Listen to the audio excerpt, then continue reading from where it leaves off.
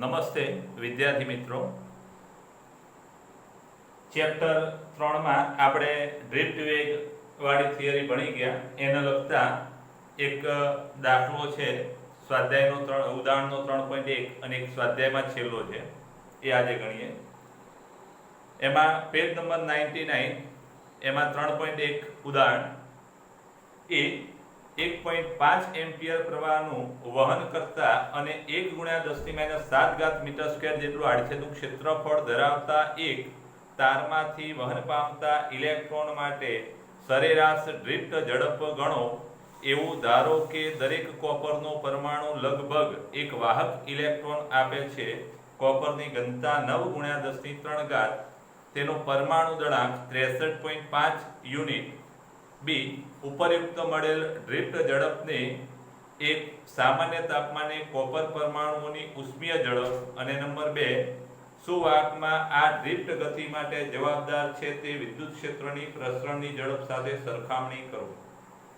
તો પહેલા તો ડેટા બહાર કાઢીએ કેટલો પ્રવાહ પસાર થાય.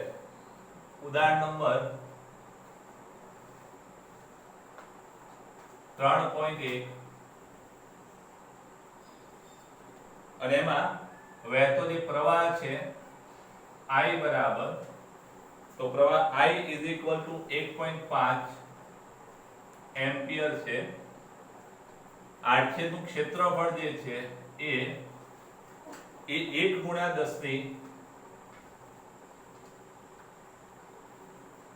10⁷ મીટર સ્ક્વેર છે અને એની ડ્રિફ્ટ ઝડપ Vd શોધવી છે.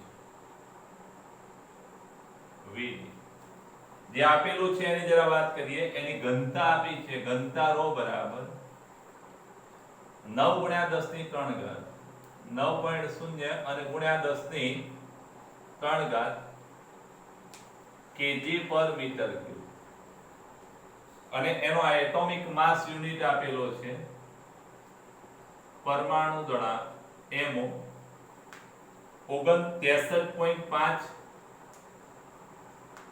યુનિટ. આ જે એટોમિક માસ છે યુનિટમાં, એને આપણે કિલોગ્રામમાં ફેરવવો હોય તો ફેરવી શકીએ. 63.5 છે, 1 યુનિટ બરાબર 1.66 × 10⁻27. આને આપણે આમ પણ કહી શકીએ કે 63.5 ગ્રામ પ્રતિ મોલ એનો અણુભાર થશે, અને 1 મોલ બરાબર એવોગાડ્રો નંબર, એનું મૂલ્ય 6.02 × 10⁻23 પ્રતિ મોલ. આવું આપણે જાણીએ છીએ. આમાં આપણે અહીંયા 6 × 10⁻23 ને ધ્યાનમાં લઈશું, બધા આંકડા લઈશું નહીં. હવે પહેલી જ વાત એ કે આપણે ડ્રિફ્ટ વેગ શોધવો છે, એટલે ડ્રિફ્ટ વેગનું સૂત્ર આપણને ખબર હોવી જોઈએ. Vd બરાબર શું થાય છે? ડ્રિફ્ટ વેગના બે સૂત્રો, એક I/A અને બીજું NeVd. સોરી, વિદ્યુત પ્રવાહ ઘનતા જે ના બે સૂત્રો છે I/A બરાબર NeVd. ખાસ ધ્યાન રાખજો, જ્યારે તમારે ડ્રિફ્ટ વેગ શોધવાની હોય ત્યારે આ બે સૂત્રો J બરાબર I/N, J બરાબર NeVd, આ બે સૂત્રો ખાસ યાદ રાખવાના. હવે આપણે Vd શોધવાનો છે. Vd શોધવા માટે કોની જરૂર પડે? તો આપણી પાસે I છે, I આપેલો છે, આડછેદનું ક્ષેત્રફળ એ પણ આપ્યું છે, ઇલેક્ટ્રોનનો વિદ્યુતભાર 1.6 × 10⁻19 લઈશું. આપણી પાસે N હોવો જોઈએ. તો N એ એકમ કદમાં ઇલેક્ટ્રોનની સંખ્યા ઘનતા કહેવામાં આવે છે. આપણે એવું ભણી ગયા કે સંખ્યા N/Na બરાબર દળ m/mo. આ એક ખૂબ અગત્યનું સૂત્ર છે. આના પરથી n ને આપણે સૂત્રનો કર્તા બનાવીએ તો n બરાબર દળ m × Na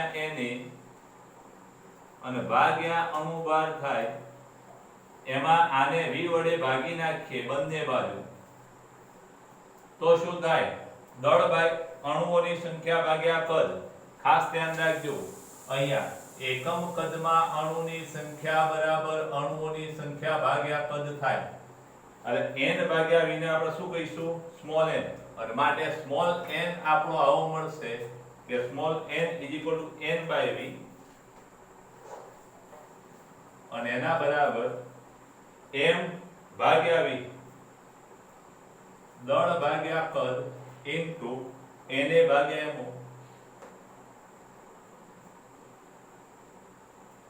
દળ ભાગ્યા કદ એને શું કહેવાય તો દળ ભાગ્યા કદને ઘનતા કહેવાય na ભાગ્યા mo n પહેલા આપણે શોધી કાઢીએ n બરાબર ઘનતા કેટલી છે તો કે 9 × 10⁻³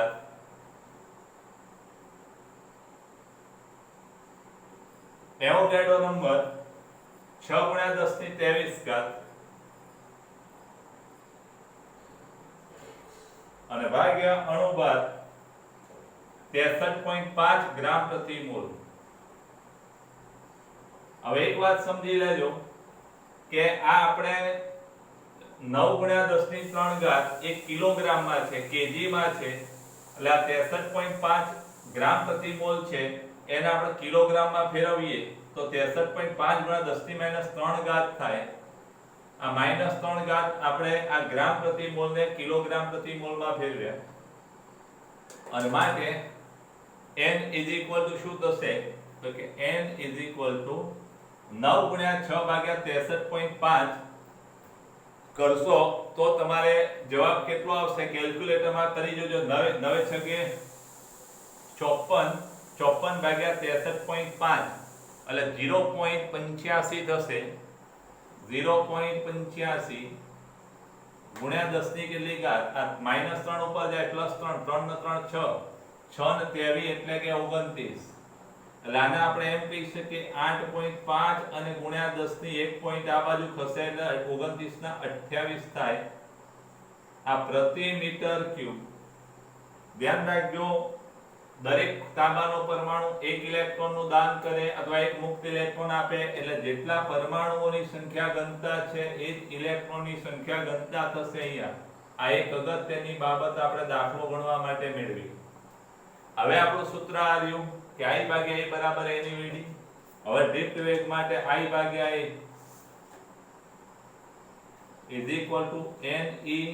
NeVD અને માટે ડ્રિફ્ટ વેગ vd ને આપણે સૂત્રનો કરતા બનાવીએ તો ડ્રિફ્ટ વેગ vd બરાબર શું થાય તો કે ડ્રિફ્ટ વેગ vd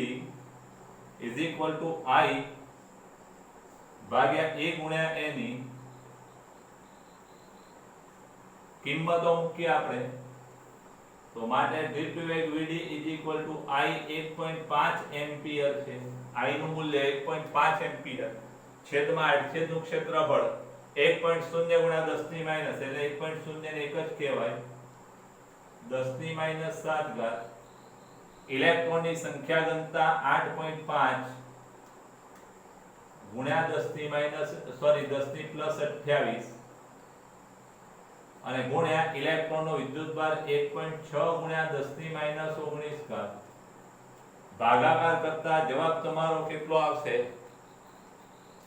1.5 ભાગ્યા 8.5 ભાગ્યા 1.6 0. કેટલા થશે 0.1102 અને ગુણ્યા 10 ની કેટલી ઘાત થાય તો 28 19 ને 7 8 × 2 = 26 19 ને 7 26 28 માંથી 26 જાય એટલે 28 માંથી 26 જાય 2 અને 2 ઉપર જાય એટલે -2 થશે એટલે આને આપણે એમ કહી શકીએ માટે ડ્રિફ્ટ વેગ vd નીચે આવે છે માટે ડ્રિફ્ટ વેગ vd બરાબર શું થાય તો 1.1 ગુણ્યા 10 ની 1 પોઈન્ટ આ બાજુ ખસેડો તો -3 મીટર પર સેકન્ડ એટલે આને મિલીમીટર પર સેકન્ડ પણ કહી શકાય. આ a ની ગણતરી કરી આપણે ડ્રિફ્ટ વેગ માટે. હવે આ દાખલામાં b તો b માં કઈ બાબત પૂછી છે તો ઉપયુક્ત મળેલ ડ્રિફ્ટ વેગને સામાન્ય તાપમાને કોપર પરમાણુની ઉષ્મીય ઝડપનું સૂત્ર આવું છે. ઉષ્મીય ઝડપને આપણે v હીટ કહી દઈએ તો ચાલે, વર્ગમૂળમાં c/kBT/m. kB એ બોલ્ટ્ઝમેનનો અચળાંક છે અને m એ પરમાણુનું દળ છે, અને માટે v હીટ એનર્જી હીટ ઝડપ વર્ગમૂળમાં c બોલ્ટ્ઝમેનનો અચળાંક 1.38 ગુણ્યા 10⁻23 ગુણ્યા તાપમાન T કેટલું, તો કે ઓરડાના તાપમાને વાત છે, ઓરડાના તાપમાને 27 ડિગ્રી થાય. કેટલું? T બરાબર 27 ડિગ્રી એટલે 27 + 273 એટલે 300 કેલ્વિન થાય આ તાપમાન. છેદમાં દળ કેટલું છે, તો કે 63.5 યુનિટ, અને 63.5 યુનિટને આપણે કિલોગ્રામમાં ફેરવવા હોય તો 1.66 ગુણ્યા 1.66 ગુણ્યા 10⁻27 આટલા વડે ગુણીએ 1.66 ગુણ્યા 10⁻27 એટલે આ જે પરિણામ છે એ યુનિટમાંથી કિલોગ્રામમાં ફરે એટલે કિલોગ્રામમાં મળે. હવે આ ગણતરી કરતા સાદુરૂપ આપતા જવાબ તમારો શું આવશે, તો કે 3 ગુણ્યા 1.38 ગુણ્યા 300 ભાગ્યા 63.5 અને ભાગ્યા 1.66 અને એનું બધાનું વર્ગમૂળ કાઢતા જવાબ તમારો જવાબ 3.43 આવશે. આ ગુણ્યા આ ભાગ્યા આ બરાબર કઈ વર્ગમૂળ કાઢશો 3.43 આવશે. ગુણ્યા 10 ની કેટલી ઘાત, તો આ 27 ઉપર જાય પ્લસ 27 માંથી 23 જાય એટલે 27 માઈનસ 23 4 થશે, 4 વર્ગમૂળની બહાર આવશે એટલે 2 થશે. આટલા મીટર પર સેકન્ડ થાય. હવે આ જે ઝડપ છે એને કોની સાથે સરખાવવાની છે, તો કે આ ડ્રિફ્ટ ઝડપને આની સાથે. એટલે હવે ડ્રિફ્ટ ઝડપ Vd ભાગ્યા Vh ઉષ્મીય ઝડપ બરાબર શું થાય, તો ડ્રિફ્ટ ઝડપ 10⁻³ ઘાતના ક્રમની છે. ખાલી માપનના ક્રમને જ આપણે ધ્યાનમાં લઈએ તો 1.1 ગુણ્યા 10⁻³ અને ભાગ્યા 3.43 ગુણ્યા 10⁻2 એટલે ભાગાકાર તમારો થશે 1.1 ભાગ્યા 3.43. આ બે ઉપર જશે 10⁻5 થશે, -3 ને 2 ઉપર જશે -2 એટલે 0.32 થશે તમારો જવાબ 0.32. એટલે આમાં જો તમે માપનનો ક્રમ મેળવો તો 3.2 ગુણ્યા 10⁻6 થાય એટલે લગભગ 10⁻6. સાચો જવાબ આવો આવે. તમારી ચોપડીમાં -5 લખેલા છે. જો તમારે -5 લેવો હોય તો આમાં પણ માપનનો ક્રમ જ લેવાનો, આમાં પણ માપનનો ક્રમ જ લેવાનો એટલે Vd 10⁻³ લેવાના, Vh 10⁻2 લેવાના, તો તમારો જવાબ 10⁻5 મળશે. પછી એક આમાં પહેલી વાત અને બીજી વાત છે કે આ જે ઝડપ છે સુવાહકમાં આ ડ્રિફ્ટ ગતિ માટે જવાબદાર છે તે વિદ્યુત ક્ષેત્રની પ્રસરણની ઝડપ. વિદ્યુત ક્ષેત્ર E છે એની ઝડપ V વિદ્યુત ક્ષેત્ર એટલે ઇલેક્ટ્રિક ફિલ્ડ 3 ગુણ્યા 10⁸ છે મીટર પર સેકન્ડ. પ્રકાશની ઝડપથી વિદ્યુત ક્ષેત્ર ગતિ કરતું હોય અવકાશમાં અને એની સાથે આપણે ડ્રિફ્ટ ગતિને સરખાવીએ તો v ડ્રિફ્ટ ગતિ અને ભાગ્યા v વિદ્યુત ક્ષેત્રમાંની ગતિ, તો 1.1 ગુણ્યા 10⁻³ અને ભાગ્યા 3 ગુણ્યા 10⁸, તો તમારો જવાબ આવશે 0.36.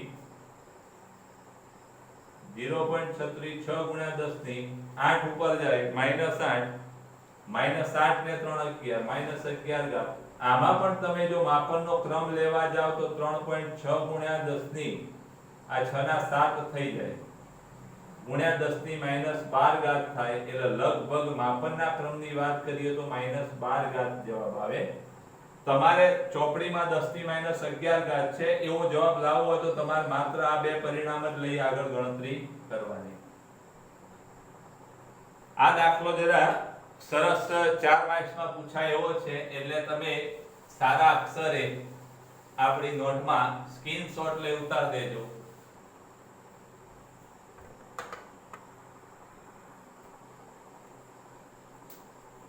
દાખલા નંબર સ્વાધ્યાયનો એક 3.13 આ 3.13 દાખલો એ 3.1 પર આધારિત છે. રકમ જરા આવી છે પેજ નંબર 128. જરા ચોપડી ખુલ્લી રાખીને ધ્યાન આપજો. ઉદાહરણ 3.1 માં કોપર સુવાહકમાં મુક્ત ઇલેક્ટ્રોનની અંદાજિત સંખ્યા ઘનતા એટલે કે સ્મોલ n 8.5 × 1028 ઘાત પ્રતિ મીટર છે. આવા ઇલેક્ટ્રોનને 3 મીટર લાંબા તારના એક છેડાથી બીજા છેડા સુધી ડ્રિફ્ટ થતા કેટલો સમય લાગશે? તારના આડછેદનું ક્ષેત્રફળ 2 × 10 - 6 મીટર સ્ક્વેર અને તેમાંથી 3 એમ્પિયર વિદ્યુત પ્રવાહ વહે છે. જરા ડેટા પહેલા લખી દઈએ અહીંયા. તો એમાં ઇલેક્ટ્રોનની સંખ્યા ઘનતા સ્મોલ n બરાબર કેટલા? તો 8.5 × 10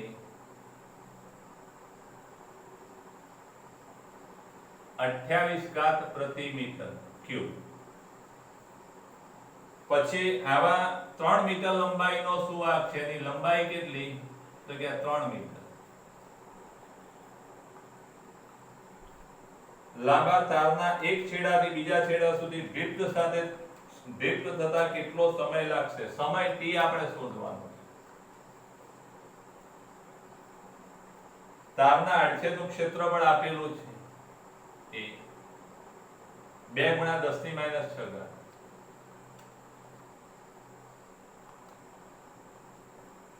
અને તેમાંથી વહેતો જે પ્રવાહ છે એ 3.0 એટલે કે 3 એમ્પિયર છે. ડ્રિફ્ટ થતા લાગતો સમય એટલે જરા એક સિમ્પલ આકૃતિ દ્વારા તમને વાત કરું કે આવો કોઈ વાહક છે અને એ વાહકની જે લંબાઈ છે એ લંબાઈ l છે અને ઇલેક્ટ્રોન આમાંથી ડ્રિફ્ટ વેગ સાથે ગતિ કરે છે vd અને આવા ડ્રિફ્ટ વેગથી અહીં સુધી પહોંચતા લાગતો સમય t શોધવાનો છે.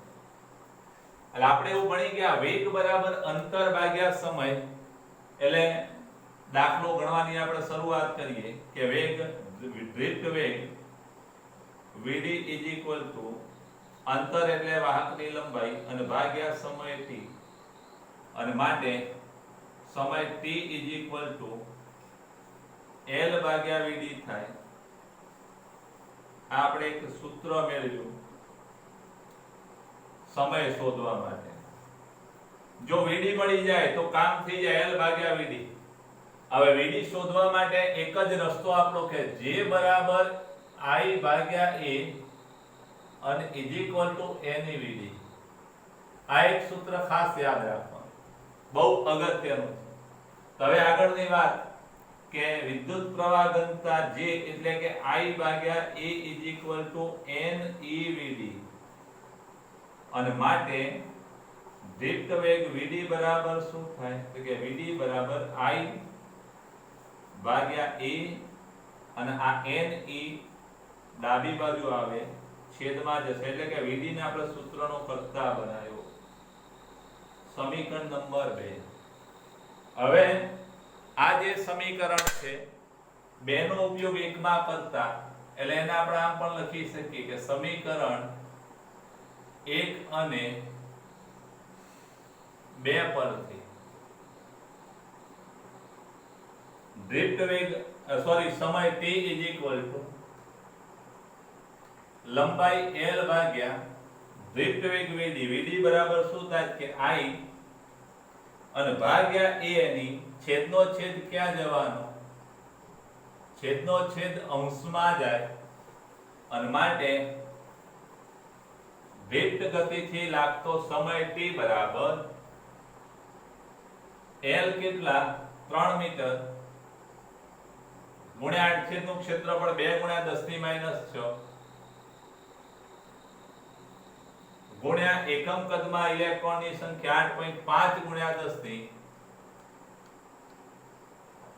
28 ઘાત અને ઇલેક્ટ્રોનનો વિદ્યુતભાર 1.6 1.6 ગુણ્યા 10 ની -19 ઘાત અને છેદમાં પ્રવાહ 3 એમ્પિયર અહીંયા 3 ઉડી જશે માટે સમય t = 16 દુ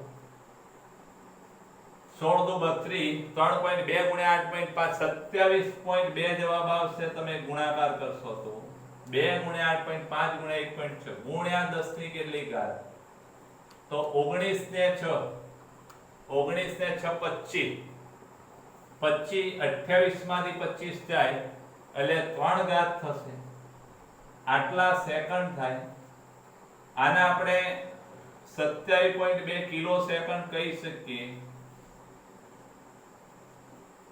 અને આ જે સેકન્ડ છે એને તમે કલાકમાં ફેરવો તો t = 27.2 ગુણ્યા 1000 અને ભાગ્યા 3600 કલાક થાય 3600 વડે ભાગતા લગભગ તમારો જવાબ 7.5 કલાક થશે એટલે ઇલેક્ટ્રોનની ડ્રિફ્ટ ગતિથી માત્ર વાહકમાં 3 મીટર અંતર કાપવું હોય ને તો પણ 7.5 કલાક લાગે એટલે એનો મતલબ એ થાય કે 3 મીટરનો તાર હોય અને અહીંયા તમે સ્વિચ ચાલુ કરો તો એ ઇલેક્ટ્રોનને 3 મીટર દૂર આવેલા બલ્બ સુધી પહોંચતા 7.5 કલાક લાગે 7.5 કલાક પછી શું બલ્બ શરૂ થાય કે તરત જ ચાલુ થાય તો બલ્બ તરત જ ચાલુ થાય જેવી રીતે કોઈ પાણી ભરેલી પાઇપ હોય અને મોટર તમે ચાલુ કરો તો તરત જ મોટર ચાલુ કરો એટલે બીજા છેડે પાણી બહાર નીકળવાનું ચાલુ થઈ જાય એવી જ રીતે આ વાહક છે જ્યારે એ જ પાઇપ આખી ખાલી હોય અને માનો કે 10 કિલો અથવા તો 5 કિલોમીટર લાંબી પાઇપ હોય એમાં તમે નળ મોટર ચાલુ કરો તો બીજા છેડે પાણી નીકળતા સમય લાગે જ્યારે આખી પાઇપ એકવાર ભરાઈ જાય પછી પાણીને પેલી બાજુ નીકળતા સમય નહીં લાગે આ બાજુ મોટર ચાલુ કરો એટલે પેલી બાજુ પાણી બહાર નીકળવાનું ચાલુ થઈ જાય એમ અહીંયા પણ એવું હોય છે ડ્રિફ્ટ ગતિથી આ ઇલેક્ટ્રોન પહોંચતા અહીં પહોંચતા 7.5 કલાક લાગે આમ છતાં સ્વિચ પાડો એટલે તરત જ આપણો બલ્બ છે ચાલુ થાય પંખો ચાલુ થાય ટ્યુબલાઇટ ચાલુ થાય એનું કારણ શું તો આ વાહક છે એ ઇલેક્ટ્રોન્સ થી ભરેલો છે અને આખો ઇલેક્ટ્રોન્સ થી ભરેલો છે મુક્ત ઇલેક્ટ્રોન થી એટલે જેવો તમે સ્વિચ પાડો એટલે અહીંથી ઇલેક્ટ્રોન પર ધક્કો લાગે અને એક ક્ષેત્રના ધક્કાના કારણે આ બાજુ ઇલેક્ટ્રોન છે એ તરત જ આપણા બલ્બ કે ટ્યુબલાઇટ ની અંદર આવતા હોય છે અને માટે આપણે સ્વિચ પાડીએ કે તરત જ પ્રવાહ ચાલુ થતો હોય છે આપણે તો આ જવાબ યાદ રાખવાનો સ્ક્રીનશોટ તમે લઈ લેજો એમાં આ લખવું જરૂરી નથી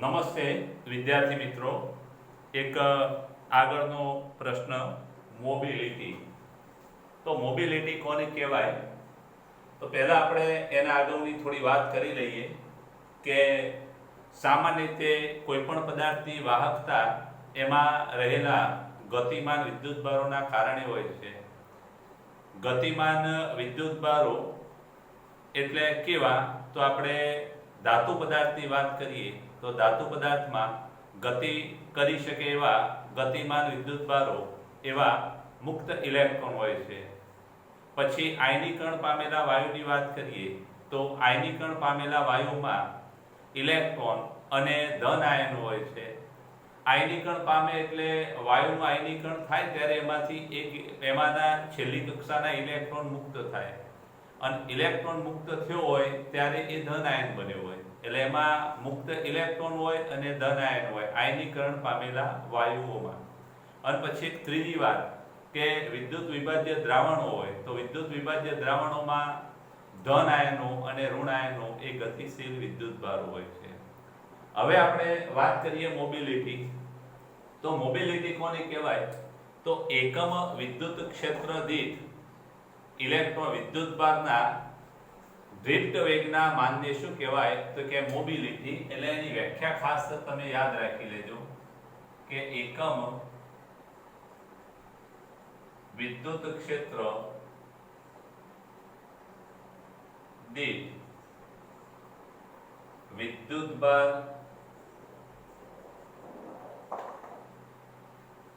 ના દીઠ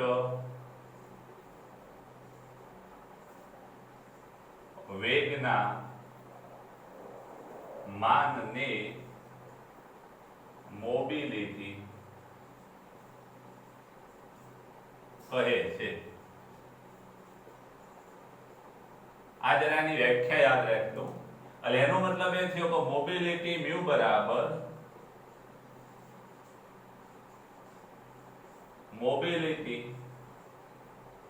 બરાબર એકમ વિદ્યુત ક્ષેત્ર દીઠ દૃઢ વેગનું માન. એકમ વિદ્યુત ક્ષેત્ર દીઠ દૃઢ વેગનું માન એટલે કે Vd નું મૂલ્ય. સમીકરણ નંબર આપણું આ એક, જ્યાં E એ શું છે તો કે વાહક પર લગાડેલું વિદ્યુત ક્ષેત્ર. હવે જરા આગળ એક વાત કરીએ કે દૃઢ વેગ Vd નું સૂત્ર આપણે આગળના પ્રશ્નમાં ભણી ગયા. એટલે કે દૃઢ વેગ Vd બરાબર શું થાય તો કે દૃઢ વેગ Vd વિદ્યુત ક્ષેત્ર પ્રવેગ a અને ગુણ્યા τ, અને પ્રવેગ એટલે E/m અને ગુણ્યા τ. એટલે કે પ્રવેગ a એટલે E બળ અને ભાગ્યા દળ અને ગુણ્યા τ. જ્યાં τ એ શું છે તો કે જ્યાં τ એ રિલેક્સેશન સમય છે ઇલેક્ટ્રોનની આયનો સાથેની બે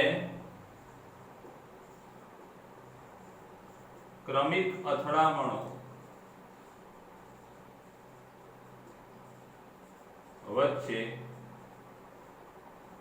લાગતો સમય, જેને આપણે રિલેક્સેશન સમય પણ કહીએ છીએ, ક્રમિક, એને રિલેક્સેશન સમય પણ કહીએ છીએ. તો અને આ સમીકરણ 2 નો ઉપયોગ એકમાં કરતા, એટલે કે સમીકરણ 1 અને 2 પરથી અહીંયા મ્યુ બરાબર શું થશે કે મ્યુ બરાબર અહીંયા Vd ની જગ્યાએ શું મુકાય E/m ગુણ્યા τ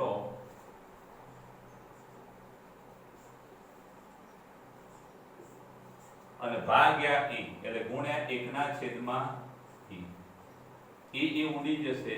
એટલે મ્યુ બરાબર શું થશે કે માટે mu is equal to E τ by m. Mu નો એકમ ખાસ યાદ રાખજો.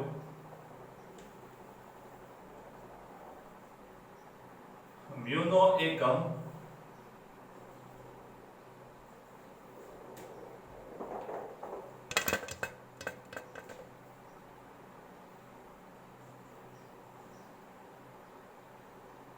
અહીંયા એકમ ક્ષેત્ર દીઠ દૃઢ વેગ એટલે કે દૃઢ વેગનો એકમ મીટર પર સેકન્ડ અને વિદ્યુત ક્ષેત્રનો એકમ વોલ્ટ પર મીટર. એટલે આવું થશે મીટર સ્ક્વેર પ્રતિ સેકન્ડ ઇન્ટુ વોલ્ટ. આ મ્યુ નો એકમ છે. મ્યુ નું પારિમાણિક સૂત્ર પણ પૂછાય. આને આપણે આમ પણ કહી શકીએ, બીજો એકમ તો આને આમ પણ કહેવાય મીટર પર સેકન્ડ, અથવા બીજો એકમ આપણે આ રીતે પણ મેળવી શકીએ મીટર પર સેકન્ડ, અને વિદ્યુત ક્ષેત્રનો એકમ ન્યૂટન પર કુલમ. એટલે આને આમ પણ કહેવાય મીટર પર સેકન્ડ, એને આપણે વેગ કહેતા હોઈએ છીએ મીટર પર સેકન્ડ કુલમ ઇન્ટુ છેદમાં ન્યૂટન. આ કુલમ પ્રતિ સેકન્ડ ને એમ્પિયર કહેવાય. એટલે આને આમ પણ કહેવાય છે કુલમ પ્રતિ સેકન્ડ એટલે એમ્પિયર મીટર પર ન્યૂટન. આવો પણ એનો એકમ છે. એટલે આ મ્યુ ના એકમો આટલા છે. આ એકમ, બીજો આ એકમ, ત્રીજો આ એકમ, એટલે આ બધા જ એકમો પણ તમારે યાદ રાખવાના. હવે મ્યુ નું પારિમાણિક સૂત્ર, તો મ્યુ નું પારિમાણિક સૂત્ર શું થાય તો પારિમાણિક સૂત્ર તો અહીંયા એમ્પિયર નું પારિમાણિક સૂત્ર A1, મીટર એટલે લંબાઈ લેન્થ L1 અને ન્યૂટન એટલે M1 દળ ગુણ્યા પ્રવેગ M1 અને પ્રવેગ એટલે L1 t - 2 અને માટે આપણે આવું કહી શકીએ માટે મ્યુ નું પારિમાણિક સૂત્ર શું થાય તો M1 ઉપર જાય -1 L1 ઉડી જાય એટલે L0 t -2 ઉપર જાય 2 અને A1 આ તમારે ખાસ એનું પારિમાણિક સૂત્ર પણ યાદ રાખવાનું સ્ક્રીનશોટ લઈ લેજો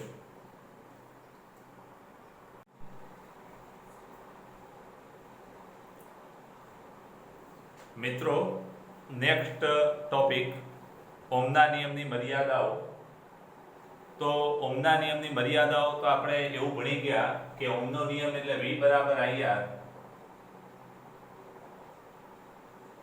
R એ અચળાંક છે અને માટે V ચલે છે I V અને I નો સંબંધ રેખીય છે એ ઓહમનો નિયમ છે અને એક વાહકોનો એક વિશાળ વર્ગ છે જેને આપણે ધાતુઓ કહીએ છીએ અને આ બધી જ ધાતુઓ માટે આ ઓહમના નિયમનું પાલન થાય છે આમ છતાં કેટલીક વિદ્યુત રચનાઓ અથવા તો પરિપથ ઘટકો એવા પણ છે કે જેમાં ઓહમના નિયમનું પાલન થતું નથી તો એ જે બાબતો છે એને આપણે ઓહમના નિયમની મર્યાદા સ્વરૂપે લઈશું અને એમાં પહેલી મર્યાદા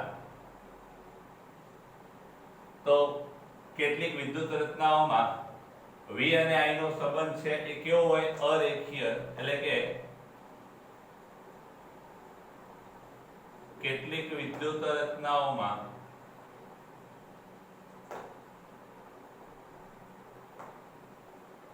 વોલ્ટેજ અને પ્રવાહનો સંબંધ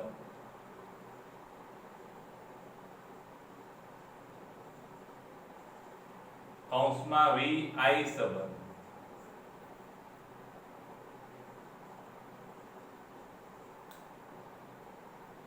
V I સંબંધ રેખીય નથી રેખીય હોતો નથી એટલે કે અરેખીય હોય છે અને એમાં એક આકૃતિ એ દર્શાવેલી છે કે V વિરુદ્ધ I નો આલેખ ખરેખર આવો સુરેખા ત્રુટક રેખા ઓહમના નિયમ મુજબ આવી મળવી જોઈએ પણ આવી નથી મળતી જેમ તમે વોલ્ટેજ વધારો તેમ પ્રવાહની સરખામણીમાં વોલ્ટેજમાં થતો વધારો એ સપ્રમાણ નથી પછી બીજો મુદ્દો કે કેટલીક વિદ્યુત રચનાઓ એવી પણ છે કે જેમાં પ્રવાહનું મૂલ્ય છે એ વોલ્ટેજના ચિહ્ન પર અથવા વોલ્ટેજની દિશા પર આધાર રાખે એટલે કે પ્રવાહનું મૂલ્ય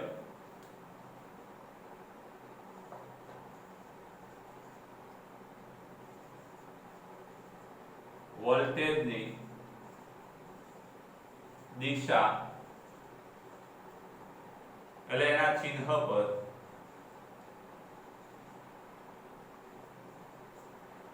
આધાર રાખે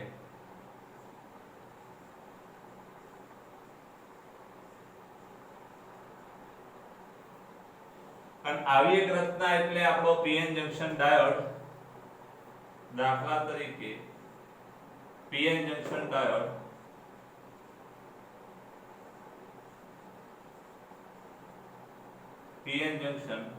ડાયોડ અને એમાં વોલ્ટેજ જ્યારે એક દિશામાં લગાડવામાં આવે ત્યારે 0.2 વોલ્ટેજ માટે પ્રવાહ છે 1.5 એમ્પિયર કરતા પણ વધુ મળે છે અથવા 1.5 મિલી એમ્પિયરના મતલબ મિલી એમ્પિયરના ક્રમનો પ્રવાહ મળે છે જ્યારે એને દિશા બદલવામાં આવે જેને રિવર્સ બાયસ કહેવામાં આવે છે ત્યારે આ 0.2 ની જગ્યાએ 2 વોલ્ટ એટલે આના કરતા કેટલા ગણો 10 ગણો વોલ્ટેજ કરો તો પણ પ્રવાહ છે માઇક્રો એમ્પિયરના ક્રમનો મળે છે ન જીવો ખૂબ નાનો પછી નંબર 3 એ આપણે સેમિકન્ડક્ટરના ચેપ્ટરમાં આ બાબતો ભણીશું અને કેટલીક વિદ્યુત રચનાઓ એવી છે તો કેટલીક વિદ્યુત રચનાઓમાં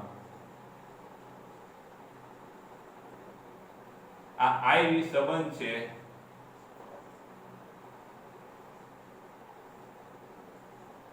એ એક નથી.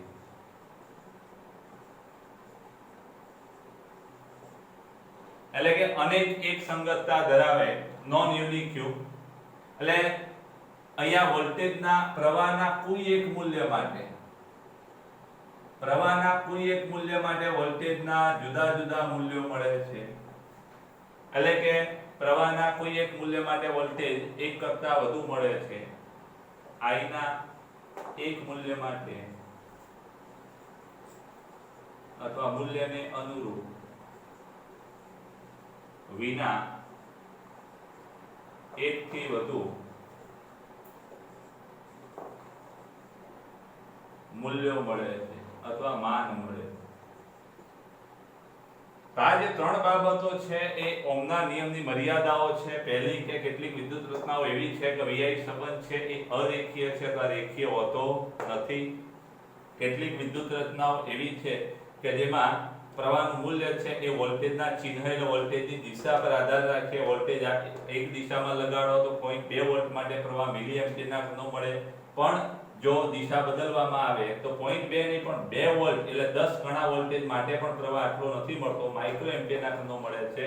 અને એનું ઉદાહરણ છે PN જંકશન ડાયોડ. અને ત્રીજી વાત, કેટલીક વિદ્યુત રચનાઓ એવી હોય છે કે જેમાં IV સંબંધ છે એ નોન યુનિક્યુ મતલબ કે એક સંગતતામાં મળતો નથી. એટલે કે IV સંબંધ છે આવો મળે.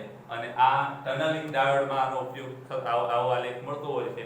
આ PN જંકશન આ ઓહમના નિયમની મર્યાદાઓ છે એ મર્યાદાઓ પૂછાય તો તમારા ત્રણ વસ્તુ જરા ખાસ યાદ રાખજો. આ આલેખો યાદ રહેતો રાખી લેજો, નોંધી દેજો સ્ક્રીનશોટ લઈ.